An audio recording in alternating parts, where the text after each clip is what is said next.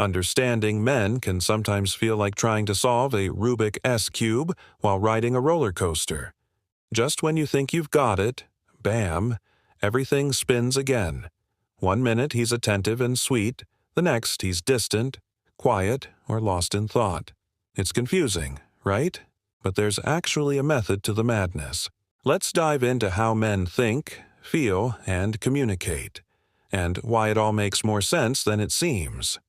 First off, communication. Most men don't talk just to talk. They talk to solve. They think before speaking, sometimes for so long that it looks like silence. It's not disinterest, it's processing.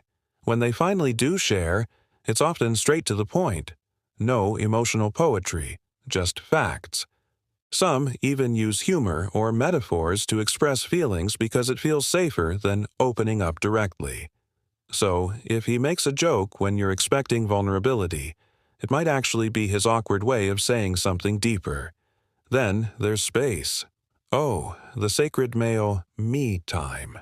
When a guy pulls back, it doesn't always mean he's losing interest. Sometimes it means he's recharging. Think of it like emotional Wi-Fi. It needs to reconnect before it can function smoothly again. Society teaches men to handle emotions internally, so solitude becomes their way to reset. When you give him that space without chasing for answers, you're actually helping him come back more centered and open. Now, let's talk about commitment, or the fear of it. Many men view commitment like a locked door. Behind it, they imagine losing freedom, spontaneity, or control. It's rarely about you. It's about the pressure that comes with responsibility. They worry about expectations, about being enough, or about repeating mistakes from the past.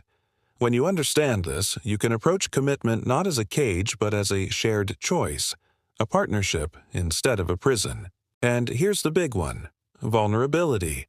From a young age, most men are taught to hide emotions behind strength. Crying, weak, needing comfort, unmanly. So, they learn to bury feelings under humor, distraction, or quiet withdrawal. When a guy laughs off a tough situation or changes the subject when things get emotional, it's not because he doesn't feel. It's because feeling openly still feels risky. Over time, trust and patience can help him lower that guard. It is not about forcing him to talk, it is about making him feel safe enough to want to. Humor also plays a huge role. It's the universal male pressure valve. When life feels heavy, cracking jokes becomes a coping tool. He's not trying to dismiss what's serious. He's trying to make it bearable. Learning when to laugh with him and when to gently nudge toward deeper talk is part of the dance. The goal isn't to change how he handles emotions overnight, it's to meet him halfway, with understanding instead of frustration. When it comes to conflict, men usually take the fix-it-fast route. Problem, solution, move on. But emotions don't work like that.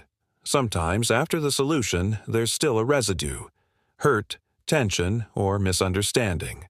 A gentle follow-up helps bridge that gap. It tells him you value not just peace but emotional connection too. At the end of the day, men aren't as mysterious as they seem. They're just wired to process differently. They need space to think, trust to open up, and patience to communicate in ways that make sense to them. When you approach them with empathy instead of assumptions, everything shifts. You start seeing not confusion, but depth. And that's where real understanding begins. Because beneath the quiet, the humor, the occasional fear of commitment, there's someone who feels deeply, even if he doesn't always say it.